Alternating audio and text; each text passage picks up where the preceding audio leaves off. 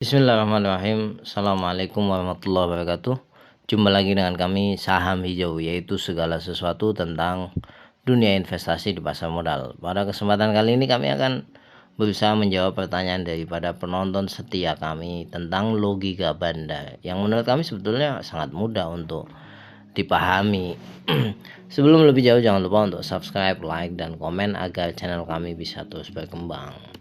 Pada kesempatan kali ini kita akan lebih banyak membahas tentang dunia bandarmologi, ya, dimana orang di pasar modal itu memahami bahwasanya sebuah saham itu akan digerakkan oleh big money atau bandar.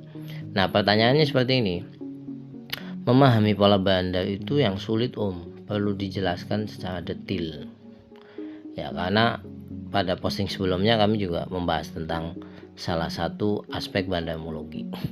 Nah, jadi gini, ini pengalaman, ya. Kami bukan ahli bandarmologi terus terang, hanya memperhatikan saja pola dan lain sebagainya. Jadi kalau misalkan menyalahi aturan para ahli bandarmologi, saya mohon maaf yang sebesar-besarnya. Jadi gini, logika bandar yang utama itu gampang kok, yaitu mereka cari untung. Sama seperti kita yang mencari untung di pasar modal. Yang susah itu apa? Yang susah itu adalah alasannya mereka. Tekniknya mereka itu unik sekali, ya. Kalau misalkan bandar itu dekati saham itu biasanya karena ada 3 hal. Yang pertama fundamental, ya. Kalau Anda mengatakan fundamental is dead, nggak apa-apa, tapi kenyataannya fundamental bagus, nanti saya jelaskan. Itu didekati oleh para big money. Yang kedua sentimen, ini juga sangat didekati oleh big money. Sentimen itu kabar baik atau kabar yang bisa menaikkan harga saham. Yang ketiga itu suka-suka, ya, jadi nggak ada alasan apapun naik, itu yang dijauhi. Mari kita lihat contohnya masing-masing. Ini fundamental. Kalau Anda mengatakan fundamental is dead, menurut saya tidak. Gini, ini saham properti. Saya yakin teman-teman tahu saham ini kalau Anda perhatikan setiap konten kami, ya, dengan runtut. Ini saham secara fundamental bagus, murah. Apa yang terjadi? Anda lihat ini, big accumulation. Nggak cuman akumulasi saja, tapi big accumulation. Dan itu tidak hanya satu, top 1, top 3, top 5, ya. Nah, ini suka bandar itu, karena bandar kan seperti ini, mencari alasan di mana retail akan suatu hari menyukai saham itu. Nah, yang kedua sentimen. Ini saham, ya, ini saham minyak. Anda juga tahu pasti. Yang terjadi di saham ini apa? Big accumulation. Harga sahamnya turun, ini sideway nih. Saya kalau rentang lebih panjang, Anda lebih tahu lagi saham ini. Apa yang terjadi sekarang? Big akumulasi. Sentimen minyak sekarang jelek, tapi terjadi big akumulasi. Kalau Anda bertanya gini, ini kan satu saham aja tentang minyak itu, berarti suka-suka bandar. Lihat aja, ini saham yang kedua, ini juga minyak. Anda juga pasti tahu saham ini. Apa yang terjadi? Ini small accumulation, ya, pada Desember sampai Desember 22. Kalau Anda mengatakan ini kan small accumulation, iya, tapi biasanya big akumulasi itu dimulai dari small accumulation. Kalau terlalu langsung frontal kelihatan, retail akan menyukai itu. Anda kan tahu minyak ini sedang jeblok, ya, harganya, tapi sentimen Timur Tengah, Houthi sudah nyerang kapal, OPEC gas dan macam-macam. Mereka tahu masa depan itu. Nah, ini sentimen, ya. Sentimen itu seperti itu. Jadi mereka mendekati karena sentimen. Ada juga yang ini suka-suka. Ini saham susah dianalisa. Anda mungkin hanya sedikit orang, saya yakin, yang tahu saham ini, ya. Ini saham kecil, kapitalisasi pasarnya hanya 60 miliar. Suka-suka dia, mau naikkan mau turunkan, ini sentimen ya enggak, fundamental ya enggak. Nah, yang kayak gini Anda perlu jauhi, karena apa? Sudah personal sekali. Suka-suka bandar, mau naik mau enggak, ya terserah kami, gitulah intinya. Pokoknya Anda saya jebak, Anda tidak akan dapat untung gitu. Nah, seperti itu. Kalau yang ini jauhi. Nah, yang paling penting itu dari bandar itu apa yang Anda harus perhatikan baik-baik, ya. dia selalu paham logika yang dipakai oleh retail seperti kita, dan mereka akan selalu berseberangan. Ini yang paling susah, bukan memahami logika utama mereka. Logika utama mereka tetap untung, tapi yang paling susah adalah dia selalu bertolak belakang dengan yang namanya retail. Ini yang membuat kita itu selalu selalu terjebak lah. Saya buktikan satu persatu. Contoh, retail tidak berani masuk di saham yang diliputi oleh bad news, mereka masuk. Contoh ya, saham SMGR ini udah lama tapi saya ulas. Ya, pada saat di sini ya, di mana saham ini sudah jatuh tertimpa tangga, apa sentimen yang beredar ketika itu? Lihat ini, pasar semen di Indonesia kelebihan pasokan.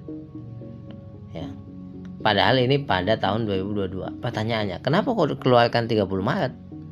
Kalau 2022 nggak pas Februari gitu. Karena apa? Ya Maret ini pas jatuh. Ya jadi seperti itu. Ini kan Maret ya, 20 Maret ya, seperti inilah. Kalau Anda mengatakan itu kan INTP Mas yang ya di saham itu kan news siapa aja bisa menyampaikan kan, dan koran bisa menerbitkan itu. Cuman kan pengaruhnya kepada sektor tertentu, dan Anda kalau rutin membaca di bulan-bulan ini ya, di bulan-bulan ini itu sentimen semen jelek lah. Siapa yang berani masuk ke situ kalau nggak orang-orang yang betul-betul tahu jeli ini saham bagus atau enggak.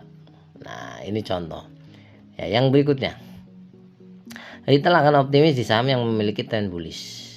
Ya kan di pasar modal itu paling gampang ya, itu kan membaca seperti ini. Oh ini tren bullish, oh ini tren bearish, kan seperti itu. Paling gampang itu. Kalau tren bullish masuk, tren bearish jangan masuk, kan sederhananya seperti itu. Nah mereka hajar dengan 1000 alasan. Ini saya contohkan. Ini saham Bismillah ya, Anda pasti tahu lah saham Bismillah ini. Ini retail optimis sekali. Karena apa? Trennya itu naik. Meskipun sekali lagi, meskipun ini kan menghadapi tren penurunan, tapi retail akan mengatakan seperti ini koreksi sebelum naik lagi ke atas. Pasti itu retail itu dalam hati seperti itu, karena ini sudah mulai ada support ya di sini ya. Nah apa yang dilakukan? Dijatuhkan. Bayangkan dijatuhkan ya. Iya, kalau yang beli 3.000, yang beli di 3.500, kasihan. Harga sahamnya itu sudah menyentuh 1.700. Ya, bahkan kalau di saat penurunan tajam itu 1.700 kurang, hilang 50%.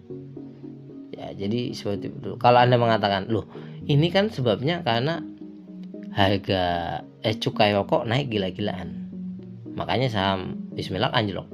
Lihat aja HMSP ini, small distribution, bahkan ini mau naik ya. Kalau kita lihat ini grafiknya ini, kok bisa? Lah itulah. Jadi jangan mengeneralisir. Karena apa? Ya sama, big money juga butuh keuntungan.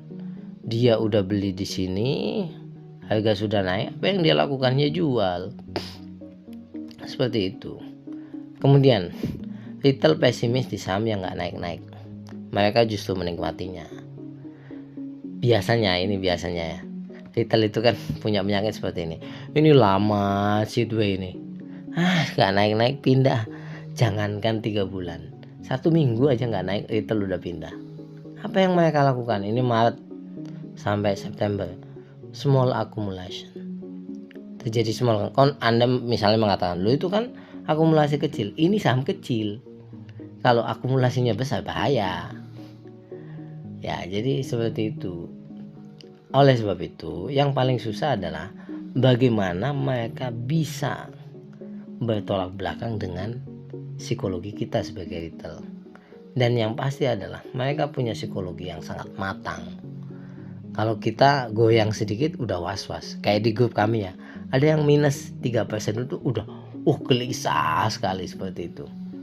Ya namanya juga retail ya, kita was-was. Oleh sebab itu inilah yang bisa kami sampaikan. Sebenarnya masih banyak sekali, tapi kami sampaikan beberapa agar menjadi pengetahuan saja bagi kita semuanya. Semoga ini bermanfaat. Jangan lupa untuk like, komen, dan subscribe. Apalagi kalau Anda bertanya tentang pada teknologi, komentar aja. Assalamualaikum warahmatullahi wabarakatuh.